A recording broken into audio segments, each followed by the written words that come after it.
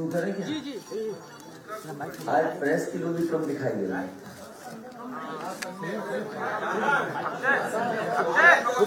ज्यादा है।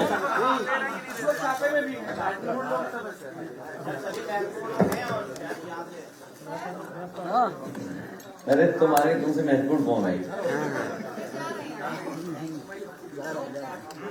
मैं प्रेस के लोगों को धन्यवाद देना चाहता हूँ।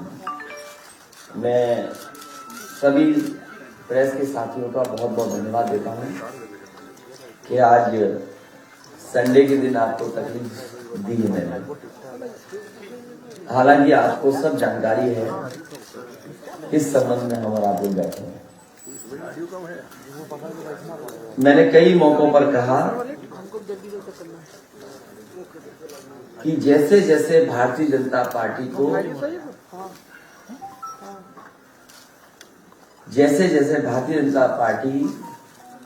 हार सताएगी। क्या हो गया? तो देखिए तुम्हारा कैमरा कहाँ लगा लिया? नहीं सबका है सर, सबका है। कौन सा चैनल है जो गलत लगा लिया? कौन सा चैनल है भाई? JK 24/7 भाई दिखाते रहना, आपका भला सरकार होने पर होगा।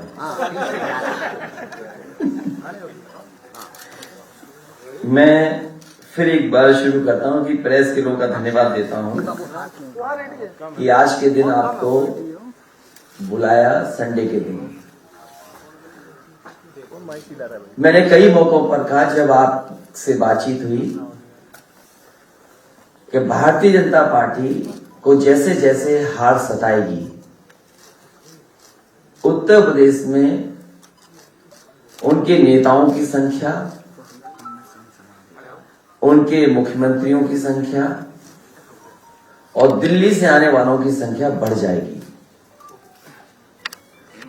और इसमें भी कहीं हम लोगों को कोई शक नहीं था कि जहां पॉलिटिकल पार्टीज आएंगी या उनके नेता आएंगे, उनके सहयोग के लिए इनकम टैक्स, ED, CBI और भी संस्थाओं का सहारा लेकर के अटैक करने का काम करेंगे। अभी तक तो ये संस्थाएं उनके लिए थी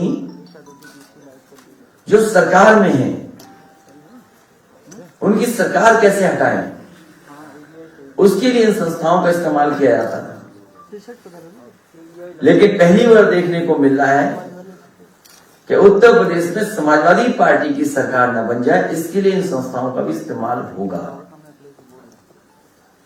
पूरा देश जानता है कि जहां जहां चुनाव भारतीय जनता पार्टी हारने लगती है, इन संस्थाओं को आगे करती है।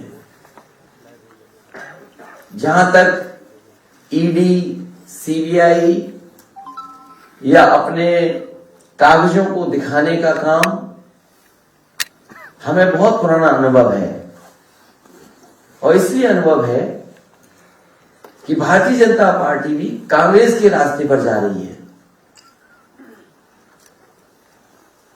भारतीय जनता पार्टी वही तरीके अपना रही है जिसमें केंद्रीय जो एजेंसीज हैं उनसे कैसे डराया धमकाया जाए। लेकिन जिस तरीके का माहौल उत्तर प्रदेश में है,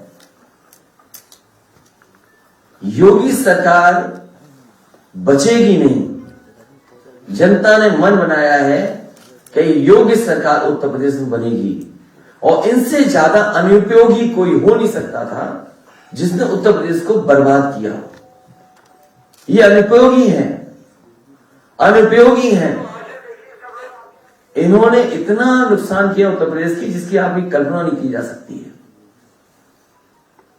गृह राज्य मंत्री टेनी, कौन नहीं जानता उन पे आरोप क्या है। गृह राज्य मंत्री टेनी, उन पे क्या आरोप है? क्या दिल्ली की सरकार नहीं जानती? क्या उत्तर प्रदेश की सरकार नहीं जानती? और जब उत्तर प्रदेश की सरकार की जांच में उनके नाम आ गए और कहीं न कहीं उनके ऊपर उंगली उठी है, तो आखिरकार सरकार क्यों बचा रही है उसको? क्या कारण है कि सरकार उन्हें बचाने का काम कर रही है। जो हमारे अन्नदाता हैं, जो अपने हक और सम्मान के लिए गए थे, अपने हक की लड़ाई को लड़ने गए थे, पीछे से थार जीत ने उन्हें कुचल दिया। किसानों की जान चली गई, पत्रकार की जान चली गई। दोषी कौन है? जांच में यह बात साफ है कि देश के गृह राज्य मंत्री उन पर उंगली उठी है, उनके बेटे पे उंगली उठी है, भारतीय जनता पार्टी के कार्यकर्ताओं पे उंगली उठी है, लेकिन आखिरकार सरकार क्यों नहीं सजा दे रही है? क्यों ध्यान हटाना चाहती है?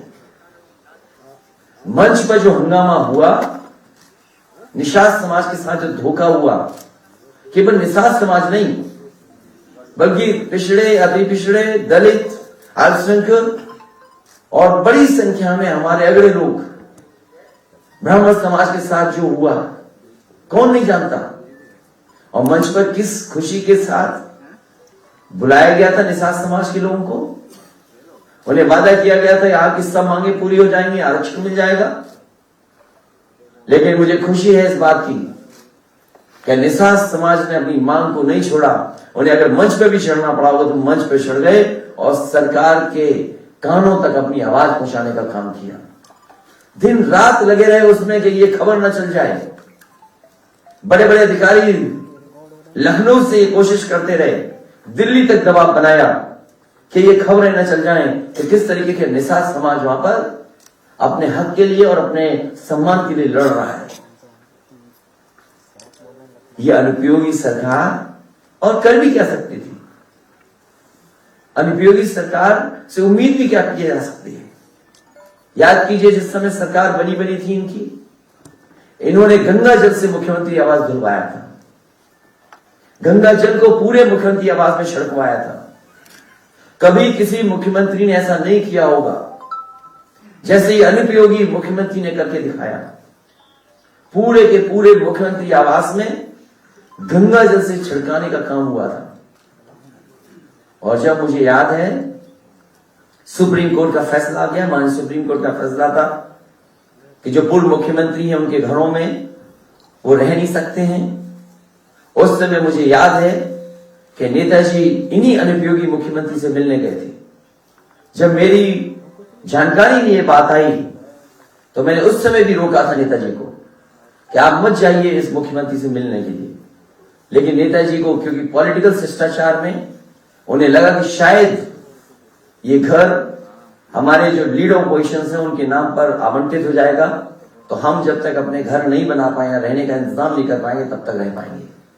लेकिन मुझे याद है जैसे ही नेताजी मुख्यमंत्री आवास से बाहर निकले हैं, उन्होंने दस्तखत कर करके और तुरंत नोटिस देकर के तुरंत घर खाली कराया जाए। ये अनुपयोगी सरकार। और कैसे कोई भूल सकता है कि सरकार बनते ही एक कुदाल मंत्री को निकाल दिया था इन्होंने। वो जहां जाते थे कुदाल लेकर के जाते थे। जेपी नायसी में कुदाल लेकर के गए, जो पुराना हेरिटेज एरिया डेवलप हुआ था वहां कुदाल लेकर के गए, कुदाल चलाते थे, खुद जांच करने जाते थे। और उन्होंने कहा कि ये बताइए इतना ऊंचा हेलीपैड क्यों बन गया। जब उन्होंने जेपी नायसी की ऊंची बिल्डिंग पर देखा कि यहां पर हेलीपैड बन गया है, हेलीपैड बना हुआ है, तो उन्होंने कहा ये डिजाइन रॉन्ग है, ये किसकी सूझबूझ है कि इसमें बन गया है हेलीपैड। और याद कीजिए जब उन्होंने कुदाल चलाई थी हेरिटेज एरिया पर, तो कुदाल पत्थर नहीं तोड़ पाई थी। जांच के बाद जांच के बाद जांच, उसके बाद जो ठेकेदार थे उन्हें फिर दल में ले लिया। और जांच चली रही है, लेकिन अभी भी वो जेपी नायसी अभी पूरी नहीं हुई है। इसी तरह एक्सप्रेस वे का कोई किलोमीटर नहीं बचा जिसको खोदा न गया हो। कोई किलोमीटर नहीं बचा जहां पर खोद करके न देखा गया हो। इस अनुपयोगी सरकार ने सभी तहसीलों के कागज निकलवा करके देखे, सब तहसीलें चेक करने की रजिस्ट्रियां हुई है कि किसके नाम पे हुई है। क्या मिला अनुपयोगी सरकार को? और यही रिवर फ्रंट, एक रंगी लोग क्या जाने जीवन में रंग का क्या महत्व है। ये नदी का किनारा गोमती फ्रंट, जिसमें रोशनी होती थी शाम को, ठेले लगते थे, कारोबार होता था, लोग आइसक्रीम खाने जाते थे, घूमते थे। लेकिन क्या की? जांच कर दी। और जांच पे क्या नहीं किया? ईडी, सीबीआई और जो कुछ हो सकता है सरकार पिछले 4.5 साल से कर रही है। गोमती साफ नहीं हो पाई। 900 मीटर केवल अगर बन जाता, 900 मीटर अगर नालों को न जाने दिया जाता, तो आज लखनऊ शहर में गोमती साफ बह रही होती। और इसीलिए उत्तर प्रदेश के अनुपयोगी मुख्यमंत्री जी, उन्होंने डुबकी नहीं ली, क्योंकि वो जानते हैं जो नदी हिंडन है वो गंदी है, जो नदी गोमती है वो गंदी है, यमुना नदी गंदी है, और जितनी भी सहायक नदियां जो जुड़ रही गंगा में, उन गंगा की नदियों में किसी की सफाई नहीं की गई। गंगा, मां गंगा के नाम पर जितना पैसा आया, इस भारतीय जनता पार्टी की सरकार ने लूटने का काम किया। कौन भूल जाएगा गोरखपुर की वो दुकानें टूटना? मुख्यमंत्री ने, अनुपयोगी मुख्यमंत्री ने अपनी दुकानों पर बुलडोजर चलाया। कागजों में कब सरकारी रोड इनकी दुकान बन गई और उसका मुआवजा उठा लिया। नई सड़क बना ली, नया कॉम्प्लेक्स बना रहे हैं, और मुआवजा कितना उठाया सरकार ने? कम से कम सरकार को बताना चाहिए कि अनुपयोगी मुख्यमंत्री ने अपनी दुकानें तोड़ करके, जो कभी सरकारी जमीन पे बनी थी, उस जमीन को कागजों पे इधर उधर कर करके कितना मुआवजा मुख्यमंत्री अनुपयोगी ने उठाया है। और यही नहीं, जो यूनिवर्सिटी बनी है वो कभी तालाब था, वेटलैंड थी। आखिरकार किस कानून के अंदर लोगों पर दबाव बना करके वो पूरी वेटलैंड की जमीन, पूरी तालाब की जमीन को अपनी यूनिवर्सिटी में कब्जा कर लिया? इसलिए मुख्यमंत्री अनुपयोगी, याद रखें, सरकार जाने वाली है। और ये जो हथकंडे अपनाए जा रहे हैं, ये तब अपनाए जा रहे हैं कि जब उन्हें पूरा भरोसा हो गया कि सरकार जा रही है उनकी। ये वापस नहीं लौट रहे हैं। ये सोचते हैं कि समाजवादी विजय तक रुक जाएगा। आपने छापा मार करके ये बता दिया है कि आने वाले समय में समाजवादी लोग ही आ रहे हैं। उत्तर प्रदेश की जनता आपको हटाने जा रही है। हम लोग तो केवल एक माध्यम है, लेकिन उत्तर प्रदेश की जनता ने तय कर लिया है कि उत्तर प्रदेश से अनुपयोगी सरकार हटाई जाएगी। और अनुपयोगी सरकार की एक घटना नहीं है, एक किस्सा नहीं है, एक जगह का नहीं है। लखीमपुर जैसी घटना कोई सोच नहीं सकता था, इन्हीं अनुपयोगी मुख्यमंत्री के कार्यकाल में हुए हैं। हाथरस की बेटी का अपमान और पेट्रोल डाल करके जलवा देना, यह अनुपयोगी सरकार का काम है। 69,000 शिक्षक भर्ती के नौजवान दर दर भटक रहे हैं, लाठी खा रहे हैं, अपमानित हो रहे हैं। अगर उनका आरक्षण कोई छीन रहा है तो ये अनुपयोगी सरकार है।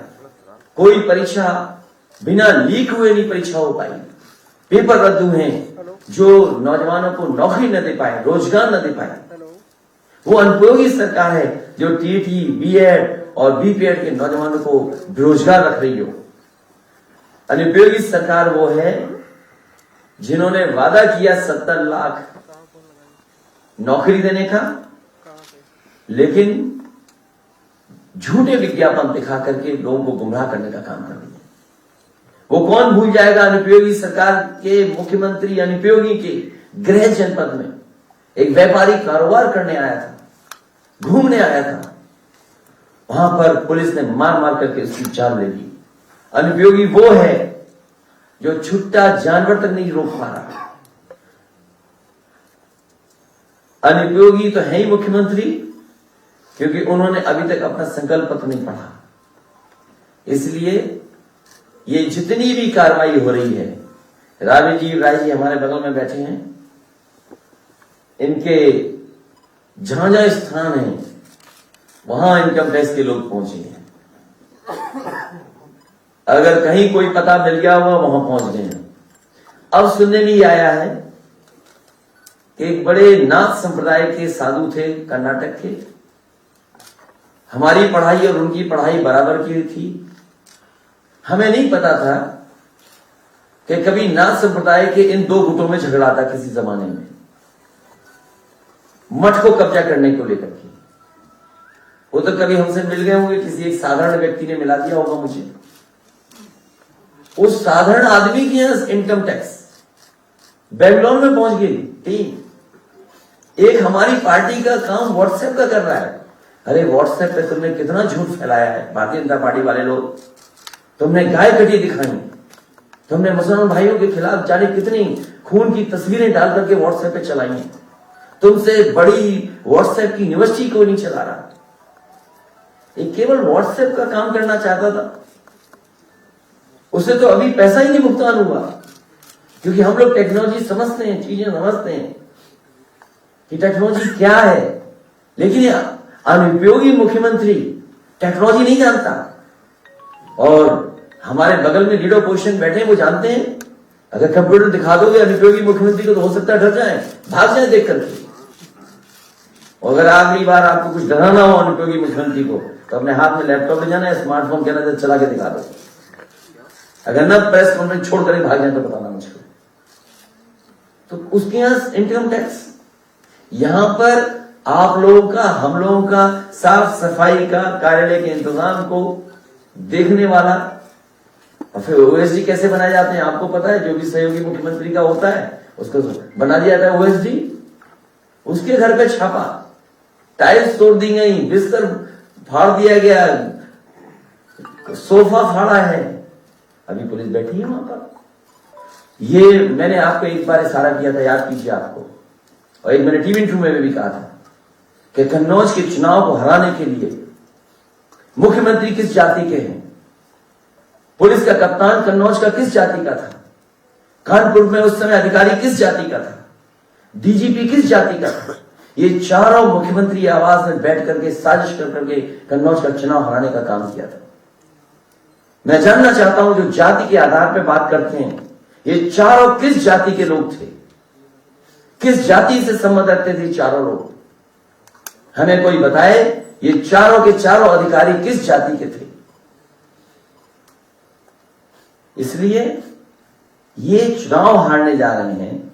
उत्तर प्रदेश की जनता ने इन्हें चुनाव हरा दिया है। ये कितने भी साजिश कर रहे हैं, कितने भी षड्यंत्र कर रहे हैं, समाजवादी विजय रथ रुकने वाला नहीं है। समाजवादी विजय रथ उसी दिन रुकेगा जिस समय कालिदास में समाजवादी सरकार जनता बनवा देगी। आप सबका बहुत बहुत धन्यवाद। संजय निषाद ने पहले कहा कि हम जो है उनका वीडियो दिखा दो अगर किसी के पास हो। अगर संजय निषाद जी वाला, एक बार संजय निषाद जी वाला वीडियो चलवाइए। ये दिल्ली से फोन का कमाल है। और मैं आपसे कहना चाहता हूं, ये बात वीडियो देख लो, उसके बाद सवाल पूछिएगा। जिस टाइम पर रेड हुई है, ये टाइमिंग जो है वोटों का नुकसान करेगी, निश्चित रूप से खराब है। ये रेड 6 महीने पहले, 1 साल पहले पड़ना चाहिए। आखिर वो एक दिन में तो नहीं खराब हुआ ना, एक दिन में तो नहीं वो अपराधी है गलत रास्ते में उनका फाइल। वो तो अगर व्यापार कर रहा है, अवैध पैसा रखा है तो 2, 4, 5, 10 साल से पहले होगा। कहाँ इनकी खुद एजेंसी थी, कहाँ इनके अधिकारी थे। ये 1 साल 1.5 साल पहले रेड डालते, वो गुस्सा लगवा देते हैं। उनके नात रिश्तेदार, उनके वर्ग के लोग गुस्से में आ जाए, अब सरकार के खिलाफ लोग वोट डालते। तो ये अधिकारी भी मान के चलो कि सरकार के खिलाफ निगेटिव वोट पैदा कर रहे हैं, निगेटिव प्रचार करके ऐसे अधिकारी ऐसे गलत समय पर डाल। इस समय जो हुआ इससे नुकसान होगा, निश्चित रूप से नुकसान होगा। कुछ उनके बिरादरी के लोग गुस्से में आएंगे। हम कहते हैं कि गलत क्या है, सही क्या हो, कोर्ट फैसला करती है।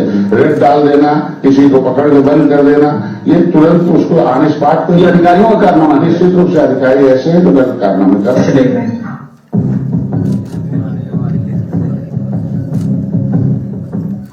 खंडेश वाला कुछ लोगों पर जो आईडी के छापे पड़े हैं, मैं उसका समर्थन करता हूँ। ऐसे जो भी कानून भ्रष्टाचारी हैं उनके खिलाफ जो भी कार्रवाई का समर्थन करता हूँ।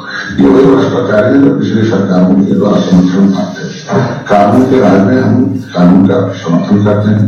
ये वही लोग हैं जो कभी किसानों को गलत और अत्याचार प्रयोग करते हैं। ऐसे कार्रवाई पर हम निषाद पार्टी सरकार का समर्थन करती है। और एक चैनल ने हमारे कुछ बयानों को तो और मैं आपको बता दूं कि हमारे सभी फोनों को सुना जा रहा है। हमारे जितने भी फोन हैं समाजवादी पार्टी के कार्यालय के या हमारे संबंधित जितने लोग भी हैं उनके मोबाइल को सुना जा रहा है।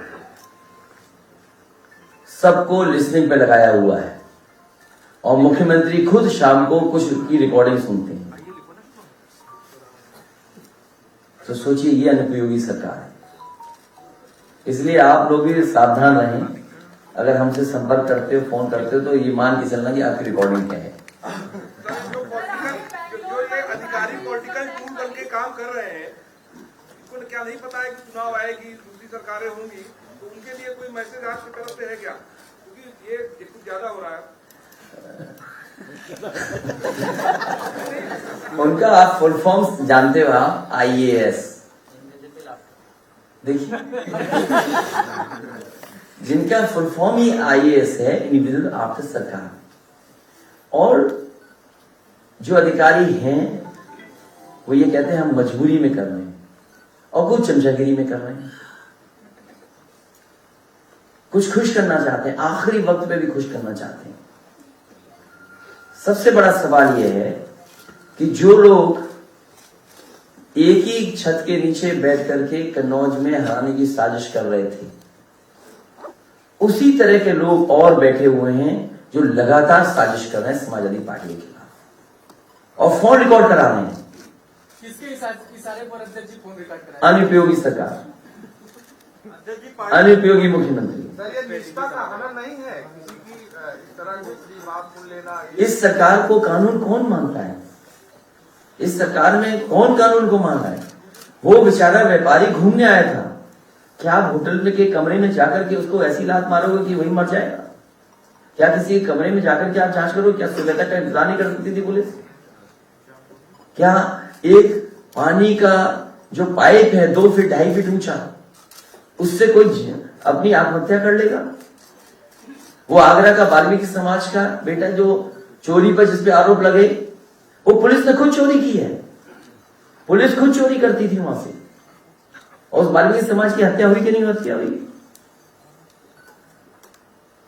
तो ये सरकार ऐसी जो ठोकोराज हैं, जो ठोकोराज बैठे हुए हैं अनुपयोगी, ये उनके सारे हो रहा है। क्या मुख्यमंत्री अपनी ही दुकानों पे बुलडोजर लगा के मुआवजा लेकर के नया कॉम्प्लेक्स बना रहे हैं?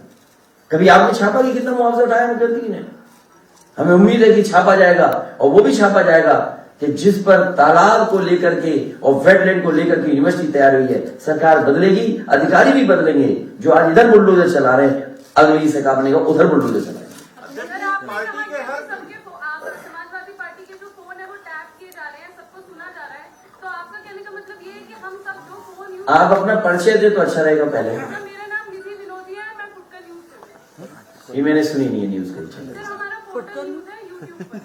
मैंने सुना नहीं। पहले की बात है, एक दो महीने सरकार ने इस बात को कहा कि पत्रकारों के फोन टैप हो रहे हैं। किसने कहा? एक पत्रकार, ये सच्चाई है। और उसके बाद एसटीएफ का नोटिस उन पर चला गया था कि आप ये बहुत पुराना इशू है, आप इसको कोई कानूनी कार्रवाई करेंगे? देखिए अगर इस तरह की बात है तो समय आने पर ऐसे लोगों के खिलाफ कानूनी कार्रवाई होगी। अखिलेश जी, बीजेपी चुनाव जीतने के लिए साम दाम दंड भेद वाली नीति अपनाती है, क्या आप उनसे लड़ने के लिए आप भी उसी रास्ते पे चलेंगे? भारतीय जनता पार्टी को जनता हराना चाहती है। जनता को धोखा दिया है, और जनता को जो धोखा मिला है, जो वादे जुमले निकले, हर बात इनकी झूठी है। ये जो संकल्प पत्र है, ये अनुपयोगी मुख्यमंत्री ने पलट करके नहीं देखा। इसके पहले पन्ने पर है कि आपके किसानों की आय दोगुनी हो जाएगी। आज किसान जानना चाहता है कि आय दोगुनी कहां है? जो सरकार खाद नहीं दे पा रही और खाद में से 5 किलो की चोरी कर रही, इसका क्या जवाब है सरकार के पास? सरकार के पास क्या जवाब है कि गृह राज्य मंत्री टैनी और उनके बेटे पर आरोप है साजिश करने का? और समझिए हत्या की साजिश का मतलब क्या होता है? उन्हें जेल जाना चाहिए। क्या लखनऊ से बुलडोजर चला? जो हर बात पे लोग कह रहे हैं कि बुलडोजर बुलडोजर, कि बुलडोजर लखीमपुर में क्यों नहीं चल रहा है? और हम समाजवादी ने कहा कि बर्खास्त कर देंगे, तो नैरेटिव बदलने के लिए, खबर बदलने के लिए इस तरह के छापे मारने का काम किया है। सर आप अपनी विजय रथ यात्रा की बात कर रहे हैं, लेकिन आज से बीजेपी ने भी अपनी यात्रा उत्तर प्रदेश में शुरू कर दी है। सारे केंद्रीय मंत्री उसमें जुट गए। क्या लगता है कि कितना डोमिनेट करेगी आपके विजय रथ यात्रा? ये पता नहीं किसने रथ बना लिया इन्होंने। ये रथ क्या है इनके? ट्रक को या बस को ढकीला होगा? ये केवल दिखावी रथ हैं। जनता ने मन बनाया है कि महंगाई के खिलाफ, नौजवानों ने बेरोजगारी के खिलाफ मन बनाया है, किसान खाद को लेकर के मन बनाए बैठा है कि आए भारतीय जनता पार्टी, वोट की तारीख आए, इनका उत्तर प्रदेश से सफाया होगा। जो मुकदमे वापस लिए गए थे क्या बोले जाएंगे आपकी सरकार? ये पुलिस भी है और या हो सकता है इन लोगों को बताएं कि आखिरकार कौन करा रहा है फोन टेपिंग। इनका भी फोन टेप हो रहा है। आप जो करोगे वो सब सुना जा रहा है। भाई 24 घंटे मुख्यमंत्री जी को काम करना है। जो मुख्यमंत्री 24 घंटे काम करेगा वो क्या काम करेगा? यही तो कहते हैं 24 घंटे काम करने, तो काम तो शाम के बाद खत्म हो जाता है। फिर काम क्या करते हैं रात में? ये चाहे जो भी संस्था कर रही हो, लेकिन फोन सुने जा रहे हैं विपक्ष के नेताओं के। और ये पहली बार आरोप नहीं लग रहा है। जहां जहां चुनाव होता है भारतीय जनता पार्टी वहां पर नेताओं की फोन सुनती है। पश्चिम बंगाल में इसी तरीके से छापे डाले गए थे चुनाव के दौरान। पश्चिम बंगाल में सरकार थी, सरकार बनाने के लिए छापे पड़ रहे थे। यहां अपनी सरकार बचाने के लिए छापे पड़ रहे हैं। अध्यक्ष जी, हर जिले में सपा कार्यकर्ताओं को जेल भेजा जा रहा है। क्या संगठन स्तर पर उनका ध्यान? अब पूरे कार्यकर्ताओं से हमारी उम्मीद है और वो लगे हुए हैं कि अपने अपने बूथ जिताएंगे।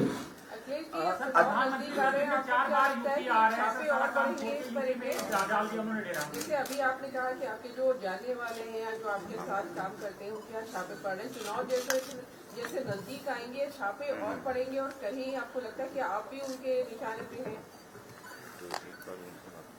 कितना अच्छा सवाल पूछा कि हम हैं निशाने पे क्या नहीं है। अरे हम ही तो निशाने पे हैं। कमाल है आप भी। अरे वो समाजवादी पार्टी के कार्यालय में काम नहीं कर रहे होते तो उनके यहाँ कौन छापा मारता? हमसे अगर परिचय ना होता तो कौन छापा मारता? अरे हमसे आप दोस्ती बढ़ा लो और न छापा पड़े आप क्या, तो बताइएगा।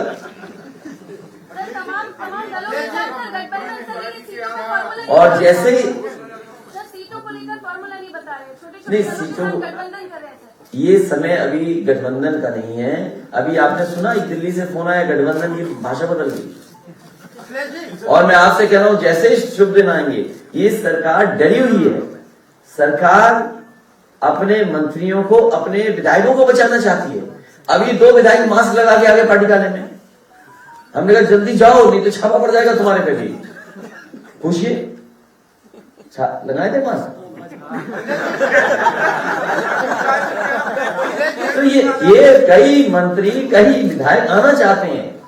ये अपनी पार्टी उनकी ना टूट जाए, इसलिए भी डरा रहे हैं कि हाँ विपक्षी लोग छापा मारेंगे। क्या ये हमें नहीं पता? इसी हॉल में एक LIU का अधिकारी बैठा था, इसी हॉल में हमने शिकायत की, बताओ क्या कार्रवाई हुई?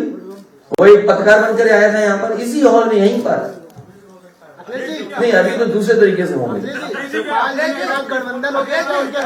वो मुझे जानकारी नहीं है, लेकिन समाजवादी पार्टी के नेताओं के फोन टैप किए जा रहे हैं। और ये छापे और इस तरह का डर भारतीय जनता पार्टी को है, क्योंकि जनता के लिए कोई काम नहीं किया, संकल्प पत्र को नहीं किया पूरा, इसलिए भारतीय जनता पार्टी घबराई हुई है। कि ये जो सरकार है 4.5 साल में लव जिहाद, ट्रिपल तलाक, गोकशी और सीए प्रदर्शन के नाम पे हजारों लोगों, ये भारतीय जनता पार्टी ने अपना संकल्प पत्र भी भुला दिया है। मैं राजीव राजी से कहूंगा कि अपनी बात कहें। बाबू थोड़ा सा नीचे कर दो, दबा दो।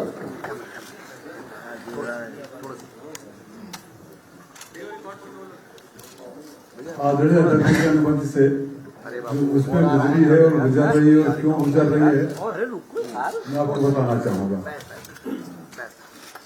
कल सुबह 7 बजे नेता के भेष में deputy commissioner income tax Choubey ji लगभग 15-16 अन्य इनकम टैक्स अधिकारियों के साथ मेरे दरवाजा खुलवाए। सिक्योरिटी ने दरवाजा खोला, सीधे बेडरूम में घुस गए मऊ में, और उसके बाद जब मैंने विरोध किया तो उन्होंने अपना परिचय दिया, परिचय करके मेरा फोन सीज कर लिया और फिर मुझे नोटिस दिया। मेरे बेंगलोर का कॉलेज का है, तो बोले कि बेंगलोर के भी सारे संस्थानों में चल रहा है।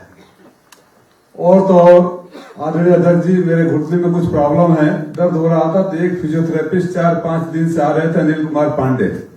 सबसे पहले टारगेट अनिल कुमार पांडे कौन है, कल आपसे फोन पे बात किए थे। और जो बात आप कह रहे थे इन्वेस्टिगेशन के दौरान में तमाम उन्होंने ऐसी बातें कही और पूछी जो मैंने फोन पर ही किया था। आप सीडीआर से ही तो पता कर सकते हो कि किसने कब किसको कहां फोन किया था, लेकिन जब तक फोन रिकॉर्डिंग नहीं है मैंने क्या बात किया था आप तो नहीं बता सकते हो। और मेरा गुनाह सिर्फ इतना था कि कोरोना का जब लॉकडाउन शुरू हुआ और इनके नेता गायब हो गए मेरे मुंह से, तो मैंने पुलिस के साथ मिलकर अन्नपूर्णा बैंक बनाकर पुलिस और अपने कार्यकर्ताओं के साथ घर घर पहुंचवाया। मलेशिया के बच्चे उसी दौरान लॉकडाउन में, मऊ के बच्चे मलेशिया में फंस गए थे, 15 बच्चे। आदरणीय अध्यक्ष जी से मैंने बात किया और आपकी प्रेरणा से जब भारत सरकार उत्तर प्रदेश की सरकार कोई जवाब नहीं दे रही थी, तो मैंने उस लॉकडाउन में स्पेशल प्लेन से बच्चों को मऊ बुलाया था।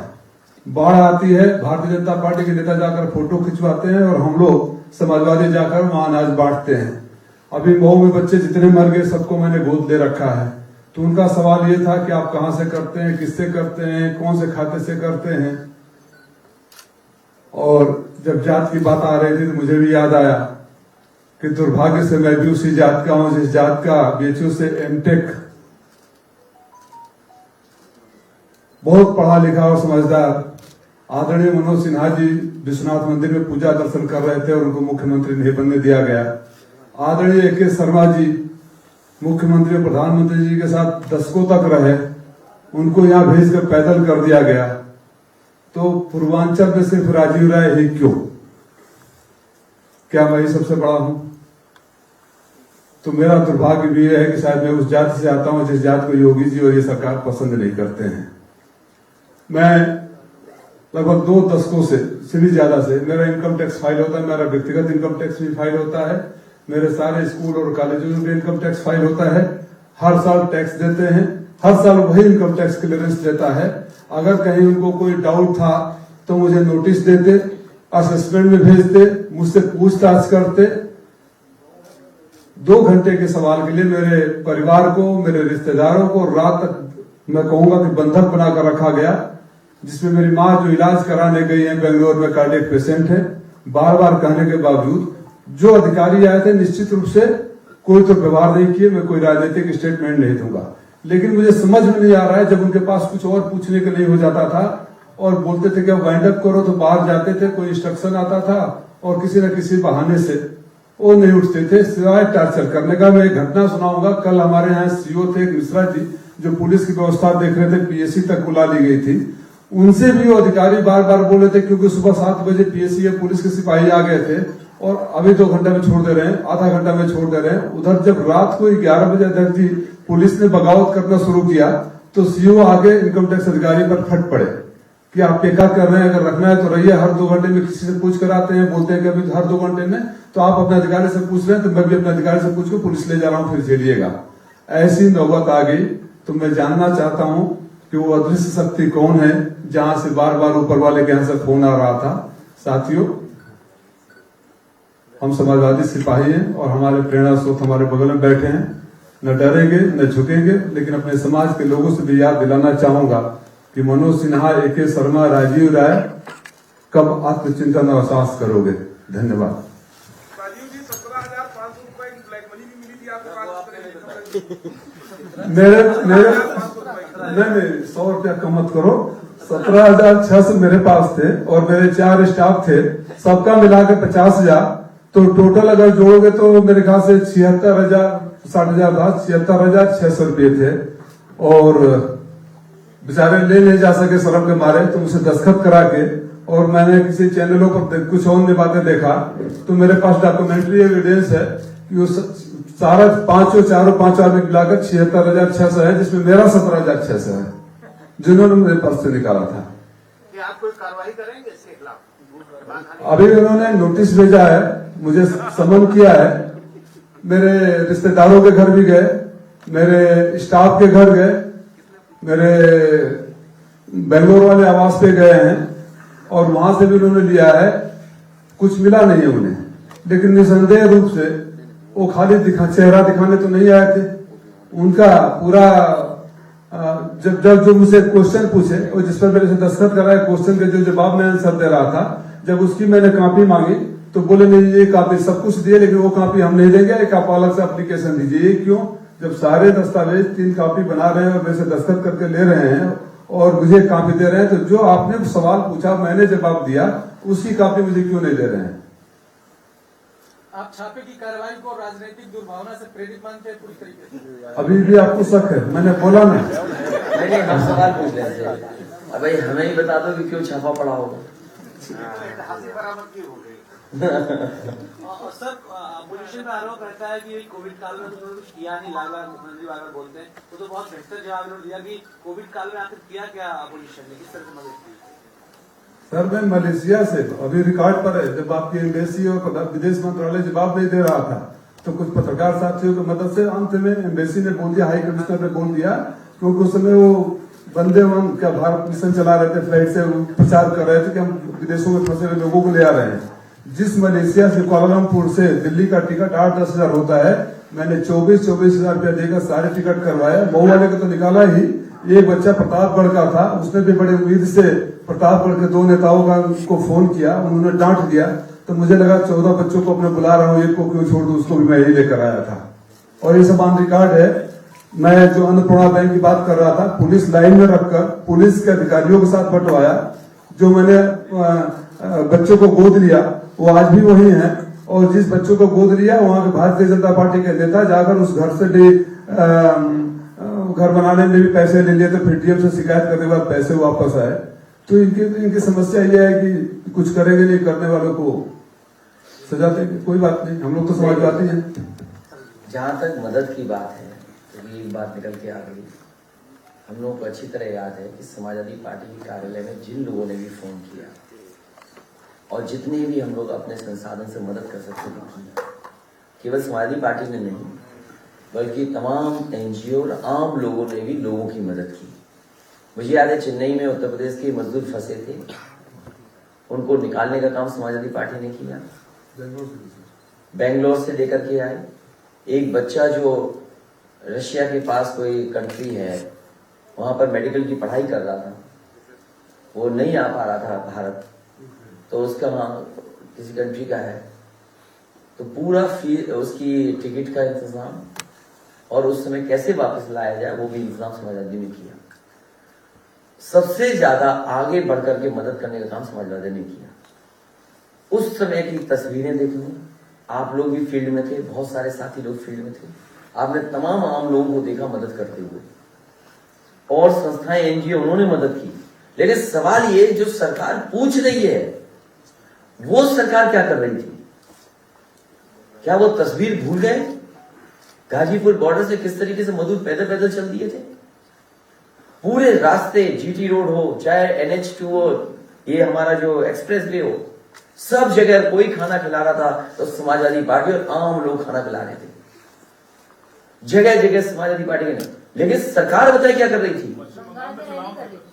वो जहां सूटकेस में एक बच्चा, मुझे दुख है इस बात का, जितने लोगों की जान गई या जो पैदा हुए या जो गर्भवती माताएं जिनके बच्चे हुए वो मां बनी, उनकी मदद समाजवादी पार्टी ने की, 1-1 लाख की मदद की।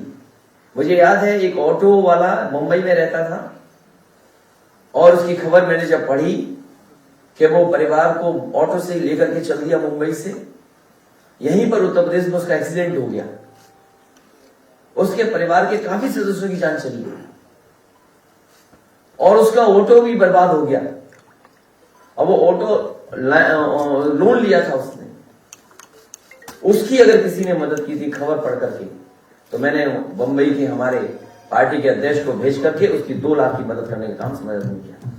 मुझे याद है वो गर्भवती मां जो पैदल पैदल चल करके आई थी महाराष्ट्र से, और ललितपुर सीमा पर जब उसके डिलीवरी हो गई, 2 घंटे 3 घंटे उसने इंतजार किया, फिर वो अपने गांव चली गई। जब खबर मैंने पढ़ी तो हमने समाजवादी पार्टी का कार्यकर्ता वहां भेजा, मदद की उस समय, और बाद में उस मां को 1 लाख रुपए समाजवादी पार्टी ने दिया। इसी तरह एक नेपाल में से एक परिवार निकला, नेपाल में बॉर्डर सील हो गया, लॉकडाउन लग गया, भारत में लॉकडाउन लग गया, वो बीच में ही परिवार रह गया, वहां बेटा पैदा हुआ, परिवार के लोगों ने उसका नाम लॉकडाउन कर दिया, लॉकडाउन नाम रख दिया। उसकी भी मदद अगर किसी ने की थी तो समाजवादी पार्टी ने राजपाल कश्यप जाकर के उसकी मदद करने का काम किया। मैं ये जानना चाहता हूं, ये विपक्ष से पूछने की विपक्ष क्या था? तुम सरकार से हट जाओ, बता देंगे विपक्ष क्या काम कर सकता है। तुम जैसा अनुपयोगी मुख्यमंत्री उत्तर प्रदेश ने कभी नहीं देखा होगा। अखिलेश जी, आप लगातार मुख्यमंत्री जी को अनुपयोगी मुख्यमंत्री बता रहे हैं, और जो सरकारी आयोजन होते हैं उसके जो विज्ञापन छपते हैं उनमें मुख्यमंत्री जी के साथ एक और चेहरा दिखाया जाता है, हमारे माननीय प्रधानमंत्री जी का। उनके विषय में आप क्या कहेंगे? शहीद फौजी भाइयों का हक मारने में Uttar Pradesh number 1। Mid day meal में बच्चों के नमक रोटी खिलाने में Uttar Pradesh number 1। Mid day meal की धांधली को उजागर करने वाले पत्रकारों को जेल में डालने में उत्तर प्रदेश नंबर 1। गरीब बच्चों के मिड डे मील बजट के बड़े बड़े होर्डिंग लगाने में उत्तर प्रदेश नंबर 1। बिना बिजली सप्लाई वाले स्कूलों में उत्तर प्रदेश नंबर 1। बिना शौचालय वाले स्कूलों में उत्तर प्रदेश नंबर 1। बिना पानी की व्यवस्था वाले स्कूलों में उत्तर प्रदेश नंबर 1। बिना फर्नीचर वाले स्कूलों में उत्तर प्रदेश नंबर 1। कुपोषित बच्चों की संख्या में उत्तर प्रदेश नंबर 1। खून की कमी से मरने वाली महिलाओं की संख्या में उत्तर प्रदेश नंबर 1। टीबी से मरने वाले लोगों की संख्या में उत्तर प्रदेश नंबर 1। भूख से मरने वाले लोगों की संख्या में उत्तर प्रदेश नंबर 1। प्रसव के दौरान मरने वाली महिलाओं की संख्या में उत्तर प्रदेश नंबर 1। कोरोना बीमारी के दौरान दवाइयों की काला बाजारी करने में उत्तर प्रदेश नंबर 1। सम्मानित नागरिकों को बिना इलाज के मारने में उत्तर प्रदेश नंबर 1। जापानी बुखार से मरने वाले बच्चों की संख्या में उत्तर प्रदेश नंबर 1। अब बीमारी बदल दी उन्होंने, दूसरी बीमारी नाम लिखते जिसे जापानी बुखार ना बोला जाए। कोरोना से मरे लोगों की गंगा में लाशें बहाने में उत्तर प्रदेश नंबर 1। कोरोना से मरे लोगों की लाशों को रेत में दफन करने में उत्तर प्रदेश नंबर 1। गंगा के किनारे दफन की गई लाशों के ऊपर से कफन उतारने में उत्तर प्रदेश नंबर 1। कोरोना से मरे लोगों के हजारों लाखों चिताओं में जलने में उत्तर प्रदेश नंबर 1। पंचायत चुनाव के दौरान अध्यापकों की बलि देने में उत्तर प्रदेश नंबर 1। 1600 से अधिक अध्यापकों की मौत को सिर्फ 3 बताने में उत्तर प्रदेश नंबर 1। 70 लाख नौकरी देने का वादा करके अपने ही वादे से पलटने में उत्तर प्रदेश नंबर 1। रोजगार मांगने वाले नौजवानों पर लाठी चलाने में उत्तर प्रदेश नंबर 1। बेरोजगारी से तंग आकर नौजवानों की आत्महत्या में उत्तर प्रदेश नंबर 1। बेरोजगार नौजवानों द्वारा की गई आत्महत्या के आंकड़े छिपाने में उत्तर प्रदेश नंबर 1। सरकारी विभागों में सबसे ज्यादा खाली पड़े पदों में उत्तर प्रदेश नंबर 1। प्रदेश के युवकों को अयोग्य बताकर के नौकरी न देने में उत्तर प्रदेश नंबर 1। नौजवान पीढ़ी का भविष्य बर्बाद करने में उत्तर प्रदेश नंबर 1। सरकारी स्कूलों की दुर्दशा में उत्तर प्रदेश नंबर 1। गरीब बच्चों की छात्रवृत्ति के बजट का पैसा काटने में उत्तर प्रदेश नंबर 1। बेगुनाह लोगों को जेल में डालने में उत्तर प्रदेश नंबर 1। माननीय न्यायालय की अवहेलना करने में उत्तर प्रदेश नंबर 1। माननीय न्यायालय की अवहेलना करने में उत्तर प्रदेश नंबर 1। मंत्रियों द्वारा अपने ऊपर लगे मुकदमों को खारिज करने में उत्तर प्रदेश नंबर 1। पूरी दुनिया में कोई मुख्यमंत्री ऐसा नहीं बना होगा या किसी स्टेट का हेड जिसने अपने मुकदमे खुद वापस लिए हो, उसमें नंबर 1 उत्तर प्रदेश के अनुपयोगी मुख्यमंत्री।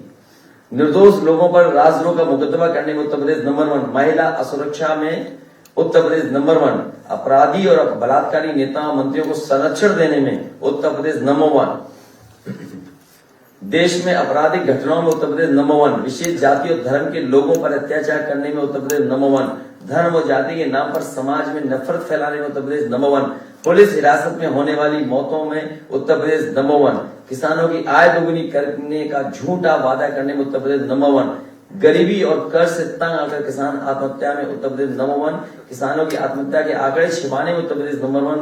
दूसरे के काम को अपना काम बताने में उत्तर प्रदेश नंबर 1। राम नाम जपना पराया माल अपना बताने में उत्तर प्रदेश नंबर 1।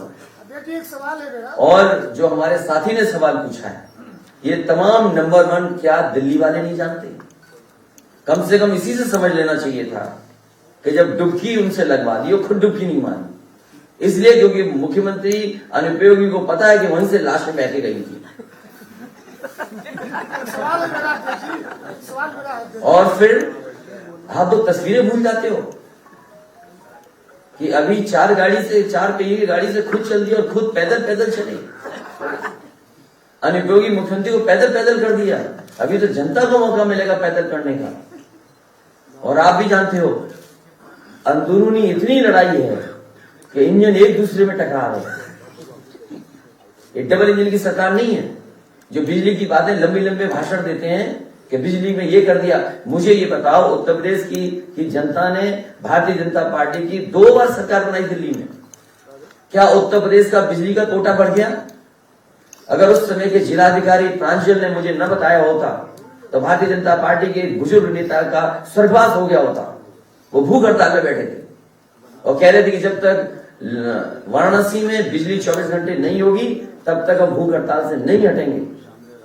उस समय के जिलाधिकारी ने मुझे बताया, मैंने उसी समय श्याम राव चौधरी जी को बुलाया और लालजी टंडन जी उनके साथ थे। दोनों को बुला करके मैंने उनका अनशन तुड़वाया और कहा कि उसी दिन से 24 घंटे बिजली वाराणसी को देंगे। एक लोग जा चुके हैं, स्वर्गवास हो गया, एक अभी जिंदा है। जो लोग आरोप समाजवादी पार्टी पे लगाते हैं जाकर के उनसे पूछें कि 24 घंटे में बिजली देने का काम किस सरकार ने किया था।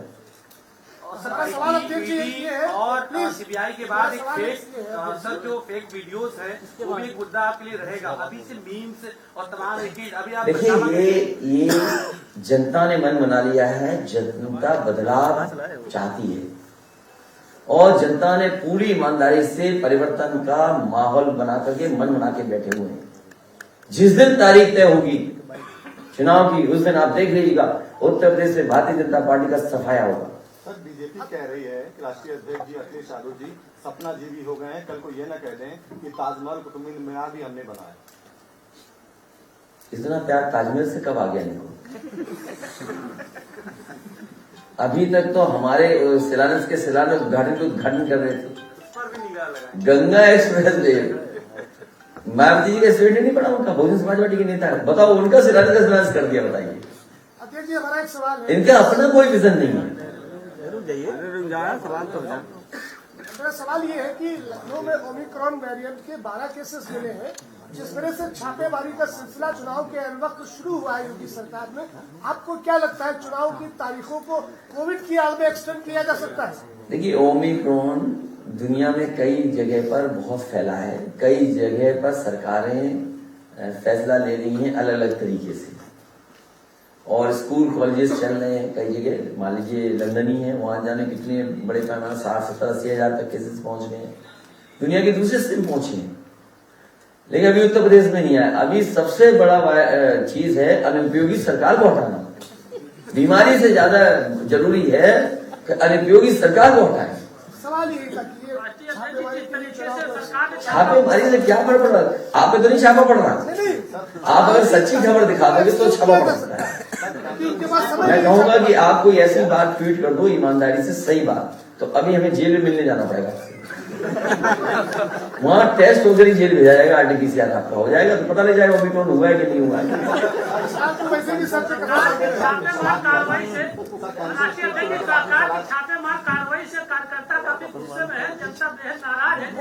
मैं अपने कार्यकर्ताओं से कहूंगा कि अपने बूथ की तैयारी करें, बूथ पे जिताने का काम समाजवादी पार्टी करें और जनता का सहयोग लेकर के आने वाले समय में समाजवादी पार्टी को आगे बढ़ाएं। फिर पीसी होगा।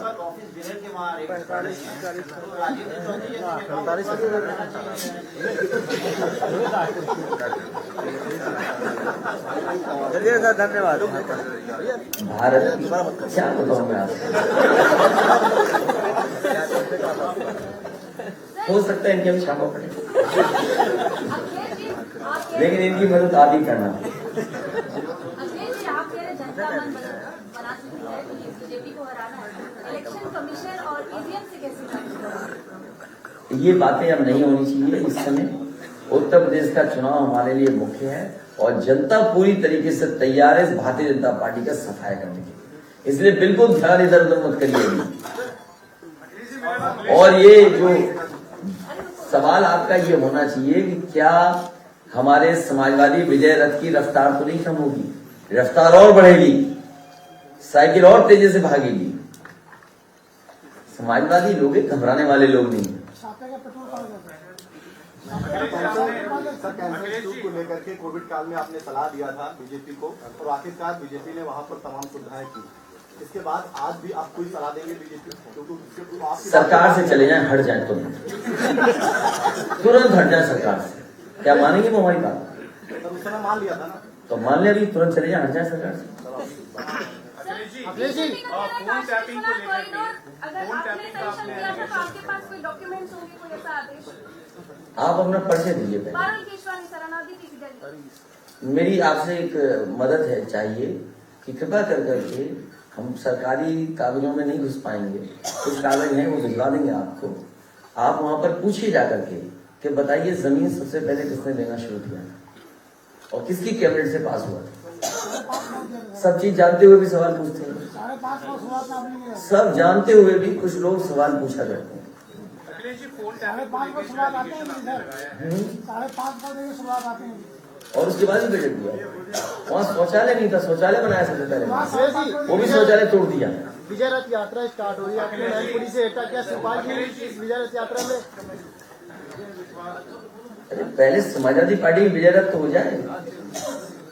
ये जो भी गठबंधन के सहयोगी हैं, क्षेत्रीय दल, उनको और उनसे जो बातचीत हुई है वो जिम्मेदारियां मिली हैं अपने अपने क्षेत्र में, अपने अपने संगठन को चुनाव में लगाने की।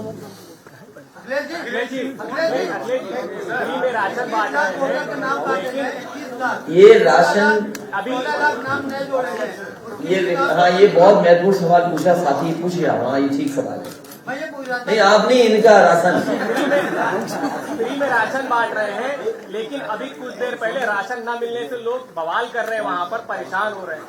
देखिए, ये राशन जो बंट रहा है, पहले सरकार ने कहा कि नवंबर तक देंगे, फिर सरकार ने कहा कि मार्च तक देंगे। तो आखिरकार सरकार ये बताए कि केवल चुनाव तक देगी और चुनाव के बाद क्या देंगे। इसलिए समाजवादी पार्टी ने कहा है कि गरीबों को पौष्टिक खाना और पौष्टिक राशन, अगर घी, दूध या सरसों का तेल उपलब्ध कराना पड़ेगा तो समाजवादी सरकार में उन गरीबों को दिया जाएगा। जो ये रिफाइंड मिल रहा है, ये सरसों का तेल नहीं है, ये मिलावट वाला है। ये गरीब के लिए पौष्टिक तेल नहीं है खाने के लिए।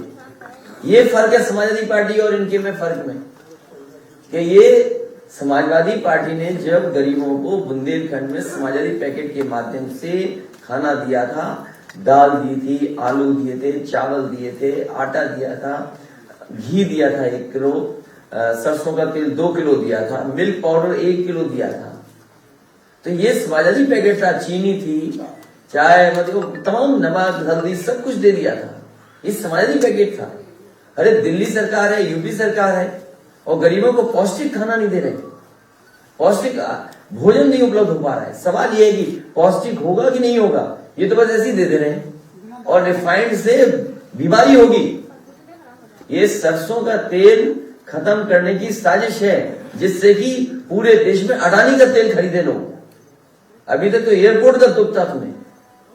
छोटा है, फोटो बड़े। दुख इस बात का है कि भारतीय जनता पार्टी की सरकार साजिश ये कर रही है, सरसों का पहले खरीद नहीं रही, सही कीमत नहीं दे रही है किसानों को, और सरसों अगर नहीं खरीद रहे हैं तो सरसों का तेल जब गरीब खरीद रहा है तो महंगा खरीद रहा है।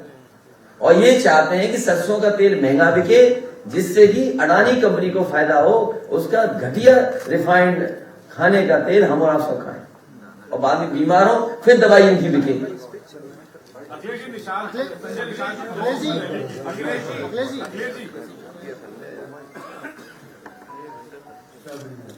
अखिलेश संजय निषाद जी ने लखनऊ में रैली की और तो समाज के लोगों से कहा था कि आरक्षण का ऐलान होगा। आरक्षण का जब ऐलान नहीं हुआ तो उनके लोग नाराज हो गए। समाजवादी सरकार बनेगी तो 3 महीने के अंदर जाति जनगणना कराने का काम करेगी। आज यही सवाल रखिए जो छापा ऊपर पड़ रहा है,